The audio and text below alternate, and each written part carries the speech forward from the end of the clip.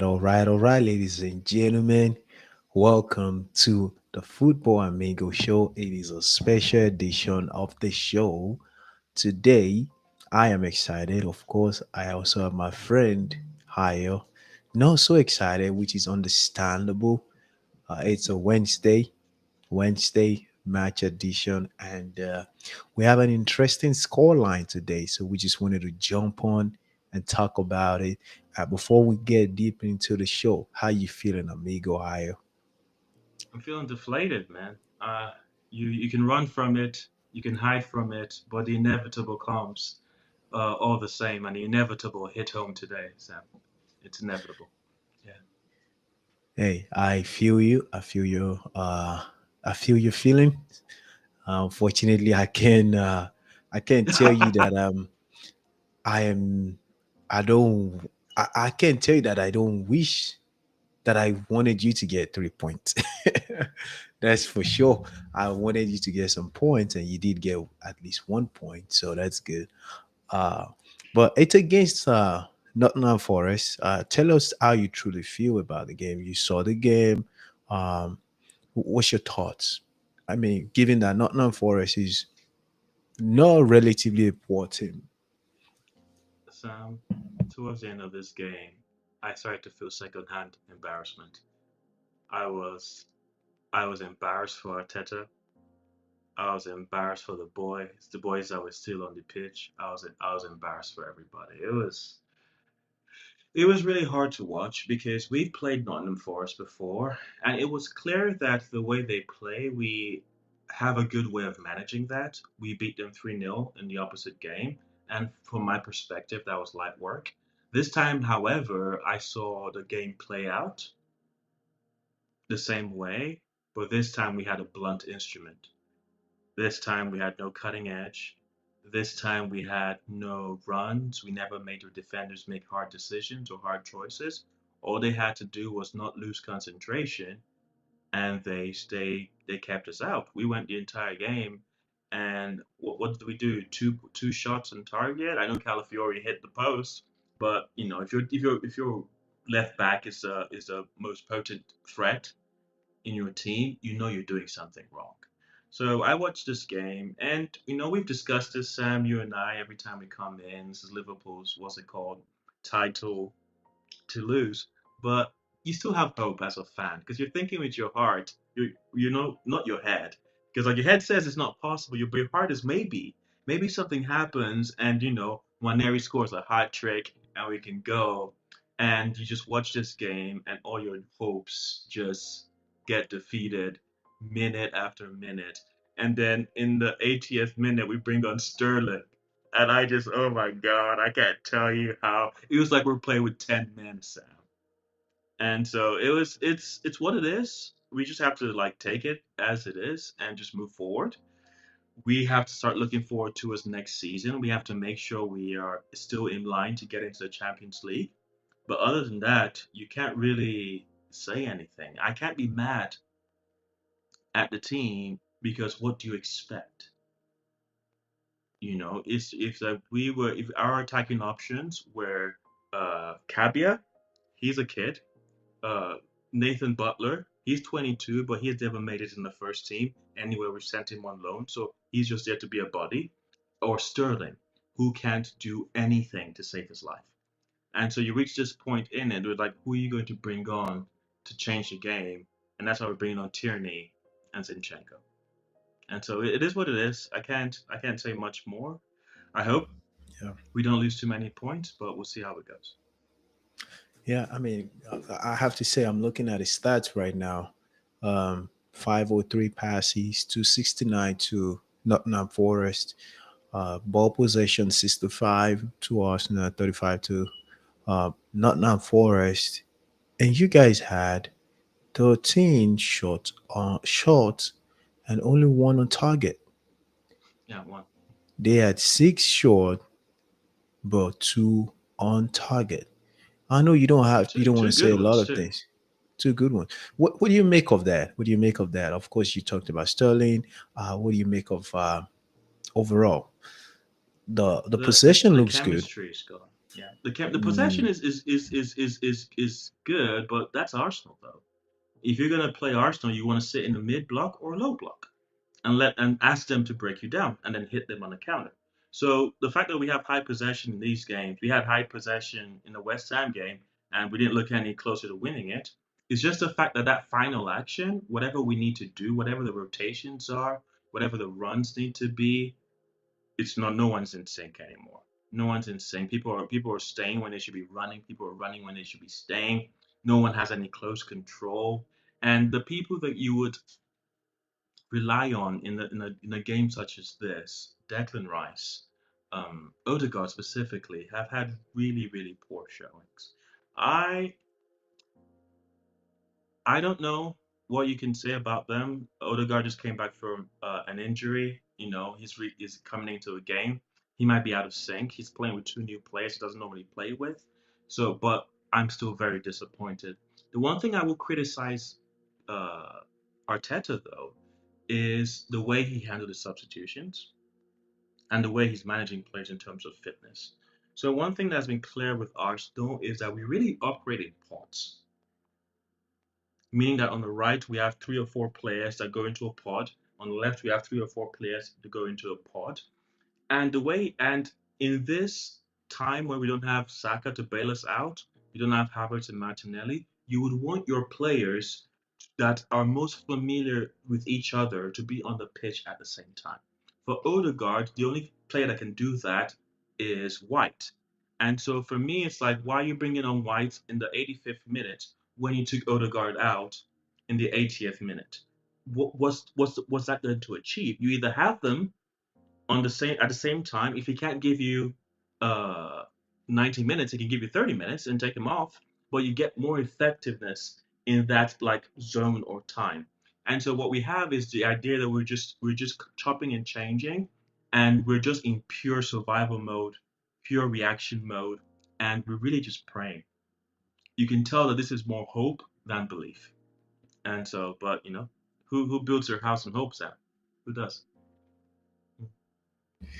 hey, I feel your pain. I hear your suggestion, but you know, the numbers are discouraging, and I truly feel for y'all. But in terms of numbers, Man United came back to win with 10 men down. The numbers don't make sense, but they made sense of the time that he had. What's your thoughts on the game? Sam, I was only able to watch the reactions to that game, but honestly, I'm a little annoyed. Like when everything was going wrong for Arsenal, at least we had Man United, and on a day where like such a bad outcome happens, and then you see this just spirited performance from Man United, it can make you a hater all over again, you know. All of a But sudden, yeah, honestly, they struggled against Ipswich. Ipswich is a shoe-in for relegation. So that does put in everything they're doing in context. Although, from my perspective, I really rate Ipswich. I think they've had a bad run of fortune that's put them in this place. And I don't think we can categorize them in the same place as we would Southampton, for example. Other than that, though, these players are here to fight. These players are here to apply themselves. These players are here to struggle. And you can see it from the character, specifically for Harry Maguire. What a turnaround, you absolutely, know? This is he had one foot out the door. They couldn't get him gone because no one would pay his wages, right? So he stayed. But he fought. And he has established himself as the heart and the desire and the rock that this team is built around, which you wouldn't think you'd say, but he is. He just one man down, 10 men left. You go in there, set piece, you head it in. Like he's a great player, and they're a great team. I feel bad for Drogo giving away absolutely, yeah. the yeah, like Sam, you watched it. Like how it looked like he was crying. I mean, as a new guy, you don't want that to happen for sure. And not only that, in your position, it takes away the confidence in the team from a coach point of view when a defender is making that kind of early signs, early missed chance, not chances, early giveaways. Um, there's certainly a lot of things that you can say about communication between the goalkeeper and the player himself, but the red card, it's not a good sign, but I wouldn't say we knock him off. To be honest, it could be, just cold feet. It could also be somebody used this word earlier today, overly zealous. Like, yes, I Mhm. just want to, and I can respect that myself. But it is what it is. So going back to Ipswich, I think Ipswich is definitely going to get relegated. But I like the fight they are putting in terms of numbers. And I was looking at the numbers earlier, man. They had just like Nottingham Forest against Arsenal. Ipswich had 56% possession, while Man United got 44. And they had 449 passes, and Man United had 358. So they were coming out for Man United. In terms of shots, they had 12, and Man United had 10. And out of the 10 of Man United, 6 was on target, which is really, really impressive as well. Man United definitely struggle. We look forward to hearing Coach Mide's response to or reaction to this. Excuse me. But Bless. the key thing is there's no team that is coming here to get whooped anymore. The Premier League, we talked about this in our last show. So amigos, go back and listen to our last show. No team, you can't underestimate anything. You cannot underestimate anything. Everybody's ready to put up a fight. As a matter of fact, Newcastle coming to Hanfield for the Liverpool Newcastle game, I was a little worried. Like, you never know what those guys can do. But don't discredit any team. So yeah, what's you have any last thought before we move to Liverpool? Uh, they gotta win. It doesn't matter, how you do it. Like no one remembers how the game went. Nobody remembers the situation of the game. All that matters is that you won, and Man United won. And for them, having a character to win with so many setbacks, you go down a goal in 4 minutes. What's it called? You lose your player, well, a key player in the way you play before the half is over, and you still find a way to get it across the line. That shows that this team is committed, there is desire, and no one in that team is downing tools. And with that being the case, Amorim has a chance to make it to the end of the summer. And after that, who knows where Man United goes? Yeah, we definitely wish them all the best, and I like the way you put it. I Uh, wouldn't go that far, but Come out here, Mide. Come out, come out. yeah. But yeah, uh, man, I cannot state how excited I am. The gap between Liverpool and Arsenal and everybody else is getting wider. Of course, Man City turned around to beat Tottenham today 1-0. But Liverpool, Newcastle, it was a game that I was looking forward to. And I saw the first half. I was like, okay, Liverpool is the real deal. Liverpool is the real deal. I don't know if you guys can remember. Amigo Ayo, you can probably remember when I said on his slot when he first came in, I wasn't a big a big supporter of him as well at the time.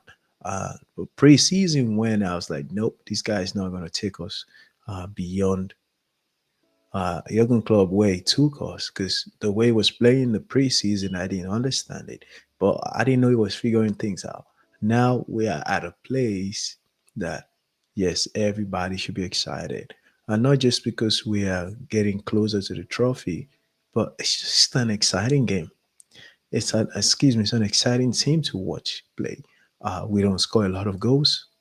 We still make one or two mistakes at the back, but I just like the way we play. Shout out to Sabuslai, Salah, of course, and quite a lot of good players that we have. Did you have a chance to look at the game, or you were still thinking about Arsenal?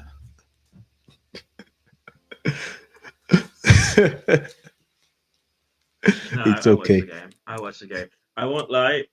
When I watched the start of the game, and when I was trying to figure out who was playing for Newcastle, and then the camera pans to Isak on the bench, and he's injured, and I was like, of course, of course he gets injured. Like, of course he gets injured because Newcastle with Isak and Newcastle without Isak are two very, very different propositions. And I was like, of course it's this game. It was kind of like last today with Haaland scoring for Man City with that cutback from Doku. I was like, where was Haaland a few days ago? Like Doku could have used that player. And so you reach here and it's like it's almost like everything is falling into place.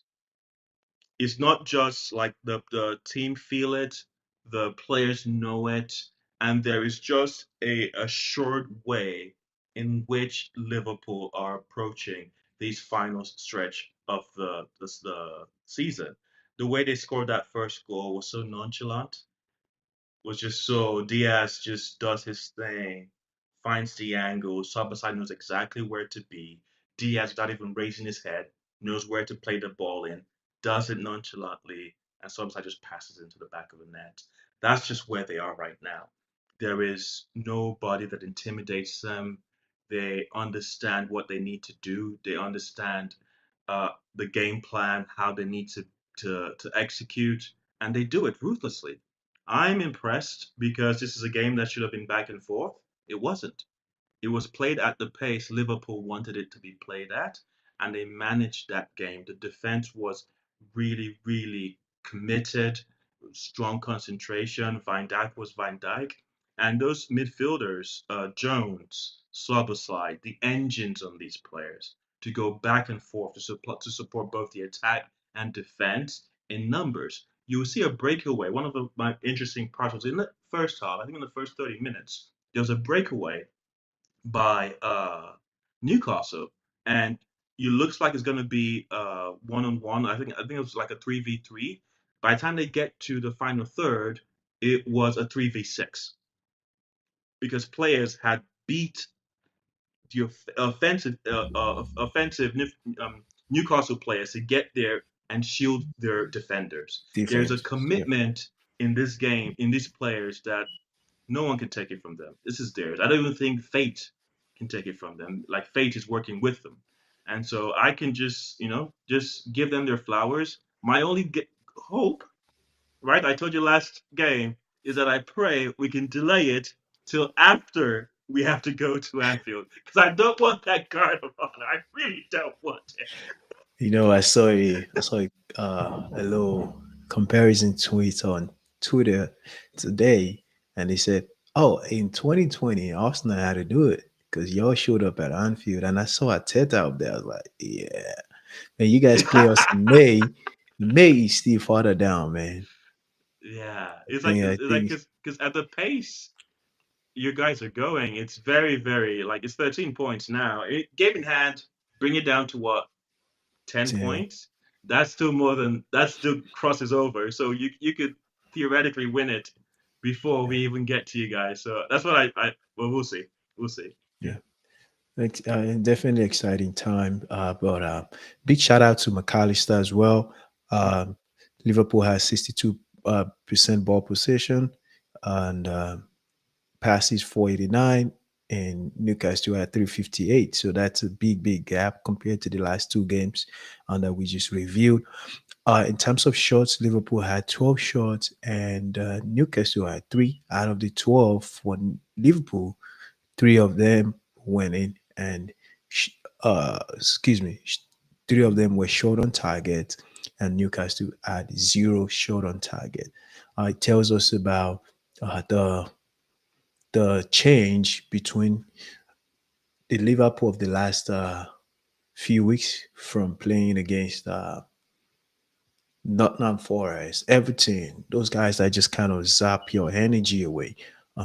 I think we found our groove back, especially playing against City.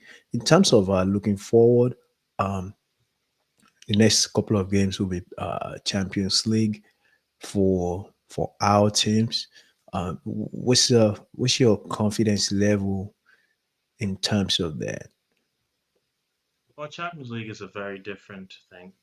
Cup tournaments are very different breeds. It doesn't matter if you're better or you're not. You just have to beat them. The only problem with Arsenal is I don't see where the goals are coming from. I really don't see. Like the more we go on with this, the more I look back at that Leicester game that we scored. Barina came on and scored 2 goals, and just see that as more as a reflection of how poor Leicester is, rather than oh we have any cutting edge. I watched that boy run this entire game in the last game, and he has no striker's instincts. He doesn't know Mm, how to preserve himself. He doesn't know what positions to take. He's just running around. He's just trying to be an extra man wherever he can be, and it's not really helping any cohesion. He's not really a focal point for anything. So I really don't know. And you could see like so Arteta, if you watched you if you watch his post match interview, this was the first time I've seen him deflated. mm. Where he's not answering questions, like you can see him just like because what do you do? What do you do? It's like because Waneri is giving his all. Like we can't fault him. Trossard is giving his all. We can't fault him. Marino is doing his best, but they just don't have the right qualities. And it's not going to fall from the sky. So we just have to just watch and see. And so that's all I am. All I am is a fan. Because initially, I just wanted us to be able to get past this round of 16. If we did, by the time the last eight comes, Saka will be fit. What's it called? uh, Martinelli will be fit, touch wood, then I can start having expectations as to how these games should go. But till that happens, we're in no man's land, Sam. We're in no man's land. You got to go in. Yeah. How do you feel about your Oh, games? we're playing against PSG, first Hmm. leg. It's gonna be a firecracker, but I don't see us now uh, getting a point out of that place with the way we're Yeah, playing. yeah. They've When we had played them, we handled them pretty easily. I think the physicality in the Premier League teams. I think very few teams can match that this season. However, Dembele. definitely, he's the one carrying the team right now, but he can't do it by himself. Yeah. I, I think we there's an opportunity for at least 1 point on the first leg. Um, Hmm. I'm excited about um, Real Madrid, Atletico Madrid as well. For that's gonna be a big cracker one. But it's gonna be an exciting time. It's gonna be an exciting time. Any last I thought just for find us it a as we little bit shut down? difficult. Yeah, because we're all on the same side of the bracket. So there's no chance that it could be a what's it called? All English English, yeah. final. So that was the only thing It's not. that bummed me out a little bit. But other than that, it's you keep chugging along. Yeah. You Yeah, I think think that's you can do Champions League and Premier League? well to all my Liverpool fan out there. You guys know we don't. We try to win it before we start. You know, bragging, saying it. So I'll let you guys know by the end of May. Smart, smart, smart. Yeah. Yeah. But I'm excited, super excited for what we're doing, and I can't wait to see all the team catch on, but just never be at the top of the table. All right, amigo Ayo.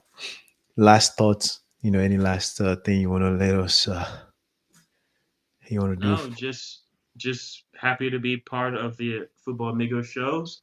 Want to thank all the fans for watching our videos, and we just ask you for more likes, more subscribes, and please leave a comment. We like to just get your feedback just to see where you're at. If there's a topic you guys want us to do a special on, we'd love to do the research and come back to you and talk about. We just love Arsenal. We love Man United. We love uh, Liverpool, all unequally, but we all the love for those teams is right Yeah. here. So if you want to hear discussions about that, and if your team is not one of those three, and you want us to do a deep dive, or you just want us to just give you some feedback on how Bournemouth is doing this season, we'll happily go crunch the numbers and come back to you. But thanks again for having us and being on this journey with us. We love y'all, and see you next time. Peace, amigos.